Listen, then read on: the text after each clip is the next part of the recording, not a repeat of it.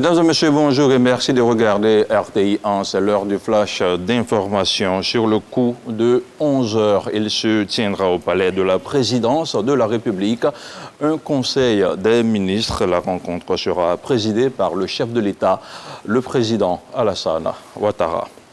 Et justement, le président Alassane Ouattara a échangé avec Uwe Goff, président, directeur général de Goff Engineering.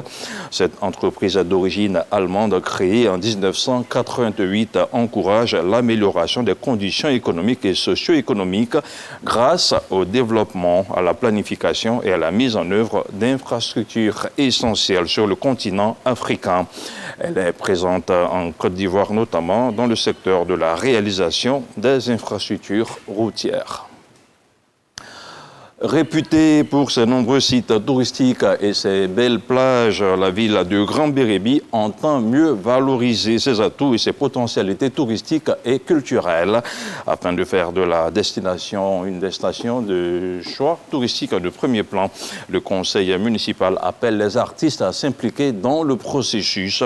Il vient de signer un partenariat avec la jeune chanteuse José Delatour, une artiste qui vante justement les mérites de la localité. Reportage de Sam Kona.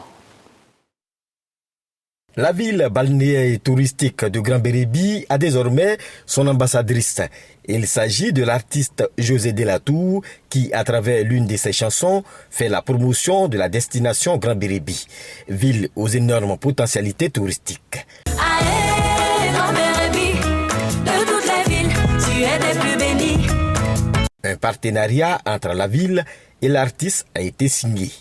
C'est un contrat que nous voulons sur une période de 2 ans renouvelable, au cours de laquelle on va se permettre, avec l'autorisation de l'artiste, d'utiliser son image pour communiquer sur notre ville et également l'inviter à davantage communiquer sur Grand Bérébi à travers toutes les plateformes qu'elle a à disposition. L'artiste José Delatour, désormais ambassadrice de Grand Bérébi, dit mesurer la tâche à lui confier. Le projet musical Grand Bérébi, ce qui m'a beaucoup poussé à le faire, c'est non seulement mon amour pour la culture et le charme sur lequel je suis tombée concernant cette ville de Grand Bérébi. En même temps, je réalise la lourde tâche qui m'est donnée aujourd'hui. C'est tout un honneur pour moi d'être faite ambassadrice. Avec l'aide de Dieu, je ferai l'effort de toujours continuer à promouvoir cette belle cité, de rajouter ma pierre à l'édifice dans sa valorisation. Pour le sous-préfet de Grand Bérébi, les artistes et les stars doivent contribuer à la promotion du tourisme ivoirien. Victoire Vamoudri invite les populations à la propreté de la ville afin d'attirer davantage les touristes. Dans l'actualité hors de nos frontières, les élections générales se déroulent ce mercredi 20 décembre en République démocratique du Congo. Les 44 millions d'électeurs appelés aux urnes éliront non seulement le président de la République, mais aussi les députés nationaux et provinciaux. Les Congolais participent aussi à des communales partielles. Le président de la République, Félix Tshisekedi, est candidat à sa succession. Pour la présidentielle, 25 autres candidats lui font face, dont les opposants Moïse Katumbi, Martin Fayoulou ou encore le docteur Denis Mukwege. 1 million de Congolais ne pourront pas se rendre aux urnes selon la Commission électorale nationale indépendante, notamment pour des raisons de sécurité.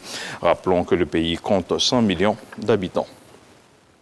Hors du continent africain, en France, après de difficiles tractations, la loi immigration a été définitivement adoptée hier mardi par le Sénat et l'Assemblée nationale.